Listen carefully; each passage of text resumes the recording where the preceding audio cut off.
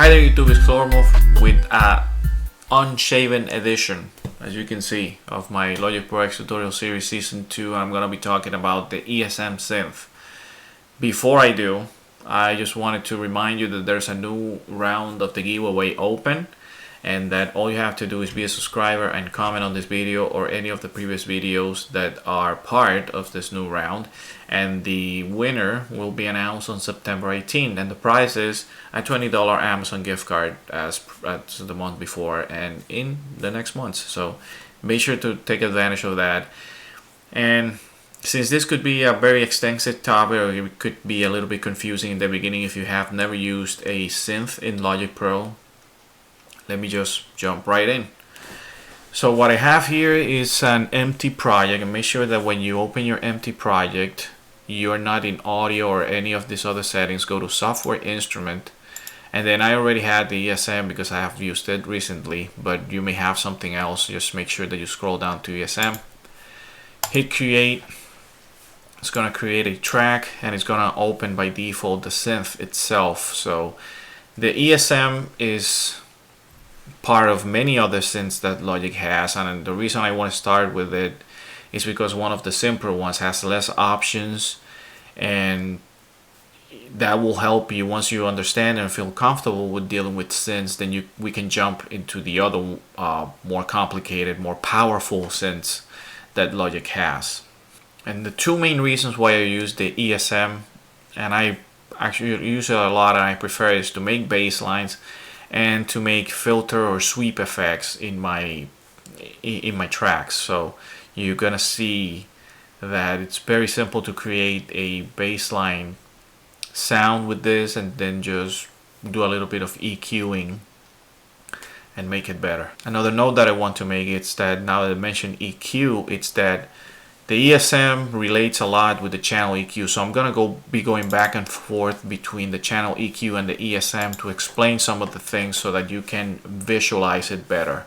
So please try to hang on there. If it becomes a little bit confusing, I apologize firsthand. So let's start from left to right with the different settings that we have here.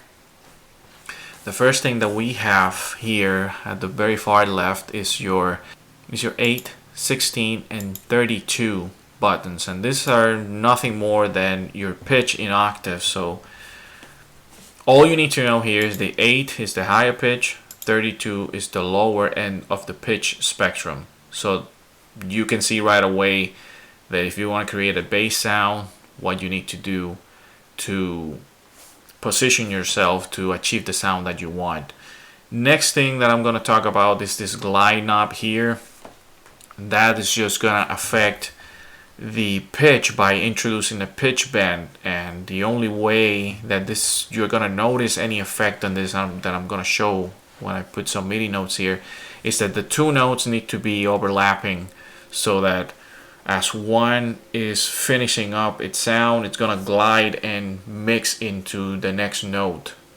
And then the nitty-gritty of the ESM and any synthesizer is this knob here, which is the mix knob. What it does is you have two waveforms here, your sawtooth, so it looks like a sawtooth as you can see, and then your square or rectangular waveform. Each one has its unique sound, obviously, and depending on which one you choose, it's a tone or the color of the sound, the waveform that you have. If anything in between will be a crossfaded mix between the two. So this is gonna be very important for you to play back and forth with it, so you can fine-tune your sound, even though these other parameters to the right are gonna help you control many more things. But let's go one by one. So all of that I just explained here, this pitch, the glide, and the mix knob are known as the oscillator parameters, right? Because those control how your waveform is going to behave. Now we're going to move into the middle here, which are my filter envelope and my filter. That's what I'm going to talking about next. And the reason is because these knobs here control my envelope effects, right? And my cutoff frequency and my resonance. So I have to talk about them together. So this is my envelope. And the first thing I'm going to talk about is the cutoff. The cutoff knob is just sets the cutoff frequency of the filter with a slope of 24 dBs per octave. And if that sounds confusing, go into my existing video on EQ in basics, because I explained some of that in there. And this is the first time when I go into the channel EQ. So my cutoff, it's nothing more than these two guys here. It's similar or behaves the same as my cutoff filters as I have in my channel EQ. So as I move this filter here, as you can see, notice this parameter here, which is 24 dBs per octave. So that's what the cutoff is. It's gonna set a cutoff frequency point. In this example, I'm at 465 Hertz, and that's what this is gonna do. It's gonna set off a cutoff point for your frequency of, or the resulting mix of your waveform. Okay.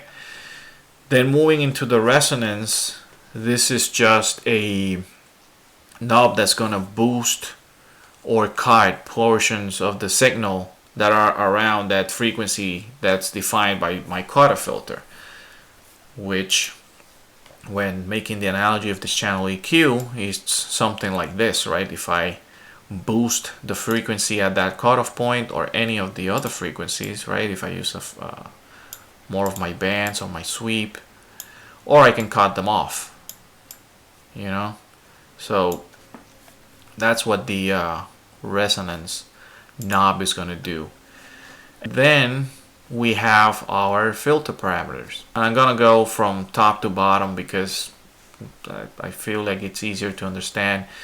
My below or velocity knob is just going to set how sensitive my cutoff frequency modulation that I'm controlling with my cutoff and my resonance, it's going to be to the velocity of the keyboard or the MIDI instrument keyboard that I have, right? So for those of you that don't know what velocity is basically with what intensity I press my notes on the keyboard or the instrument that I'm using. So if I press a key very softly, it's just going to be a lower velocity. Press it a little bit harder with more intensity, that's what gives me a higher velocity of or internal volume of that note, right? How low or high it sounds. So this just controls how sensitive your velocity changes in your MIDI notes are gonna affect this. So if you have a higher velocity, then you want to set this to the far right so that it's very sensitive, and to the left it's less sensitive. Then the decay is just how long it's gonna take for the cutoff resonance and everything to the left to take effect between notes. So from one note to the other, how long that has to live before the changes take effect. So if I go all the way to the left, it's going to be almost unnoticeable. If I go to the right, it's going to take longer for it to transition between one effect or one filter effect to the other. And then the intensity is the intensity of the cutoff frequency that I apply with the envelope generator, which are these two parameters here. And now we're going to jump into the volume, which is simpler to understand, and these are called the output controls. This is very simple. The volume is just going to control the internal volume of the synth and how loud it's going to sound. The decay is the exact same thing, but for your volume, and then your velocity is the exact same thing as in the filter, but for the volume. So what that's going to do, it's how sensitive the whole instrument is to the velocity changes that you have in your notes. And then your overdrive is pretty simple. It's just an integrated overdrive that the synth has, and that's the level or the amount of overdrive that you want to give to the resulting waveform sound. And I have shown in previous videos that you can add your overdrive by going to MIDI effects or audio effects I should say, and go to distortion and then go into overdrive. So what this means is, and I'm just gonna put no plugins there, what this means is that this is an integrated overdrive of the ESM itself, and you can control it by using this knob. So now what I'm gonna do is I'm just gonna put some notes here in this track, show you how some of this, I'm just gonna close the channel EQ for now, how some of this affects the, I'm gonna turn it off as well, sorry about that, and how some of these knobs alter the sound, and that way you will get a better feel of how to achieve a bassline sound and other stuff that you may want to do with this. So for that, what I'm gonna do, I'm just going to go to my pencil tool. So bear with me, I'm just gonna create, I'm just gonna go with the 4 bars. I'm gonna go into my piano roll. I'm gonna close the ESM for a little bit. So we already have some sound there. We start at this here, more sustained, and then I'm gonna go all the way to, well no, I'm just gonna leave it the same scale that I am, just so that you can notice that. So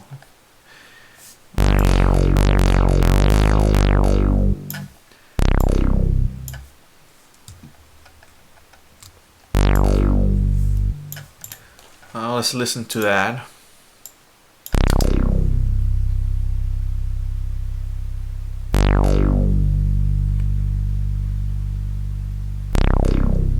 Nothing fancy, right? Just some, when we open the ESM, we are at the sawtooth waveform, so that's why it sounds like that. If I change it to the more the rectangular or square, notice the difference. And now I'm just gonna make this way low because that's just clipping and it's bad.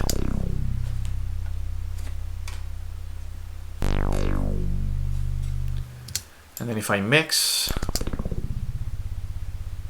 notice how it's a combination of the two. You're supposed to notice it, but it's very intuitive in my opinion. So if I change my pitch, higher pitch,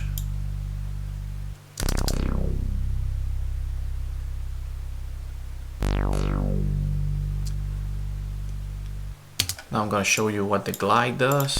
I'm gonna overlap these two guys here. You know what, I'm gonna make them shorter. I'm just gonna make everything 2 bars because I don't want to keep you guys here forever. I'm gonna set my, alright, let's work with that.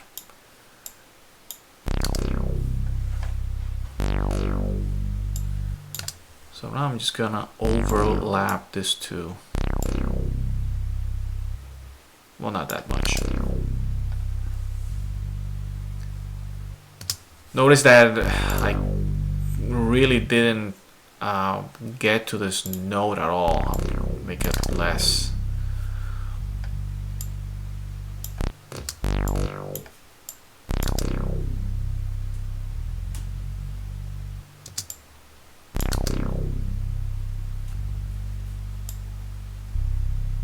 I'm gonna make my decay.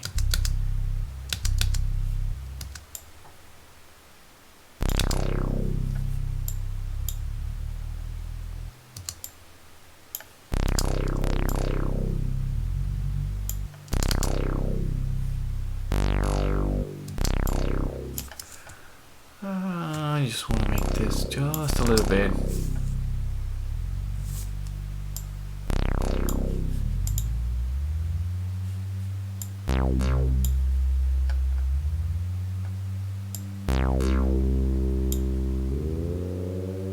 So now I started to adjust my cutoff so I can get more of those high frequencies, right? Because it's a higher pitch.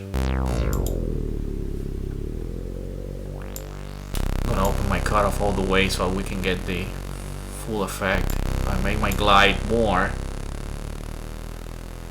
I almost never get the full sound. If I make my cutoff less.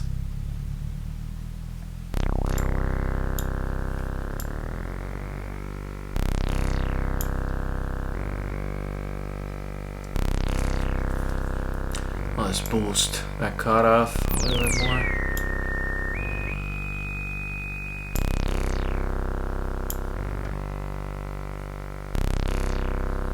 Now what I'm gonna do,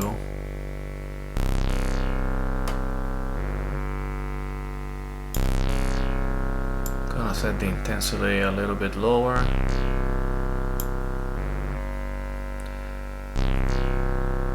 And then I'm gonna take this note, I'm gonna alter the velocity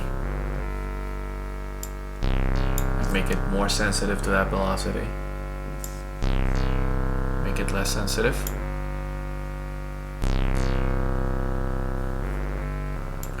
Now let's forget about the glide for a second.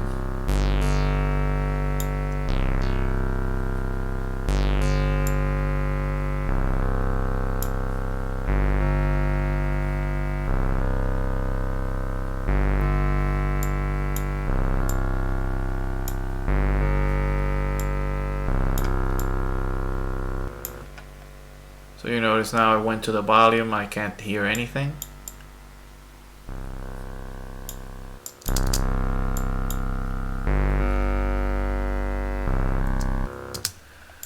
Let's set the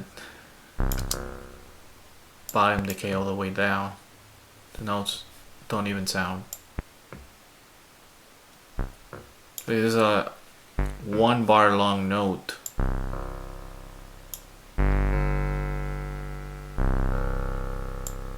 So if I go all the way, it will not die until it comes to the other bar, basically into the other key. If I make it halfway, it's gonna die halfway.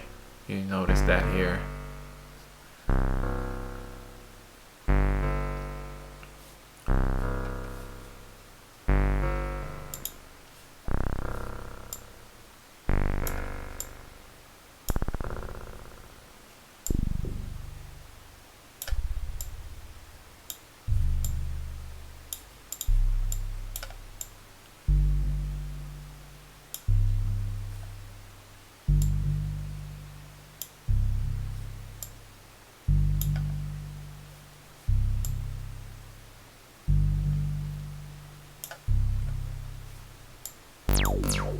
Oops. So the intensity, if I go up, what I wanted to do there was like get it to a more bass sounding sound, more hip hop bass sounding sound. But when I change the intensity and my resonance being all the way up, that would be the equivalent as having this like all the way over there, which is gonna produce that bad sound there. So I don't want.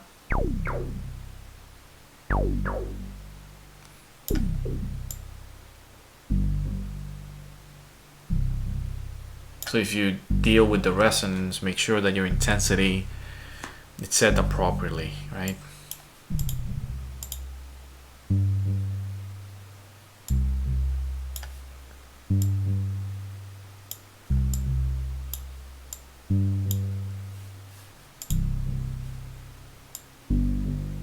So that sounds a little bit more like a bass sound, right?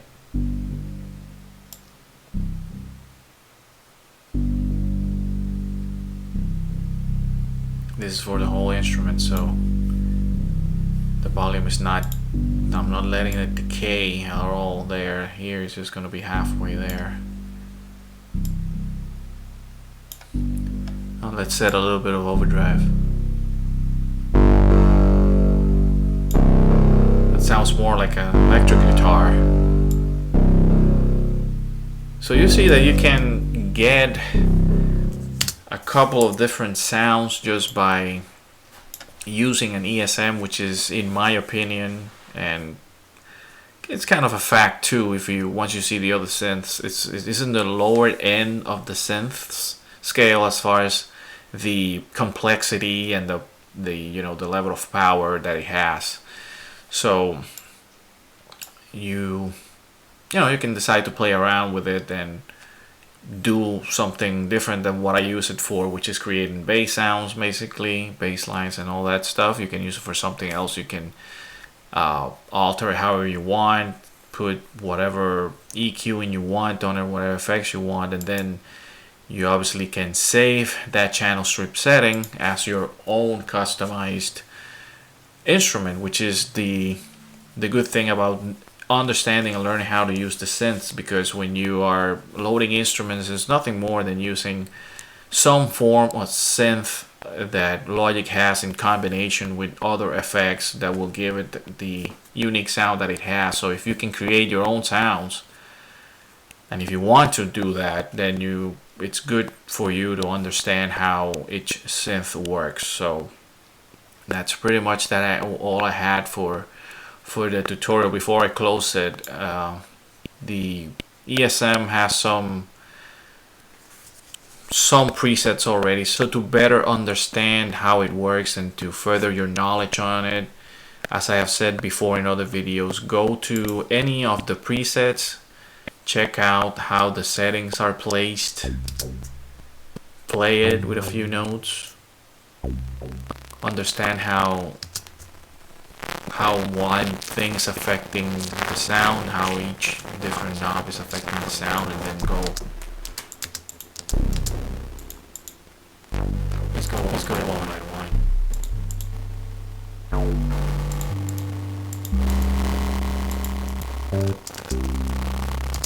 And that will help you get more proficient into using the ESM. So with that, I'm gonna leave you for now. Make sure to follow me on social media and all my other stuff as is shown in the graphic below. And also thanks to every new subscriber and people that are supporting not only the tutorials and the videos and the beats that I'm making and all this stuff, but also my written material, which is mostly placed on Instagram, and I call it the Rhymes Corner Weekly. Not only poetry, but some, you know, other thoughts and philosophical BS, if you want to call it that way. So thanks everybody again for following, and next video I'm probably gonna be talking about the ES1 or ES2, one of the other synths. So if you like this video, make sure to like and leave a comment if you have any questions. But I'm gonna keep the next video on another synth so that you can contrast how you make stuff in the ESM versus whatever synth I choose for that other one. So see you next week in that next video. Thanks again. Peace out, YouTube.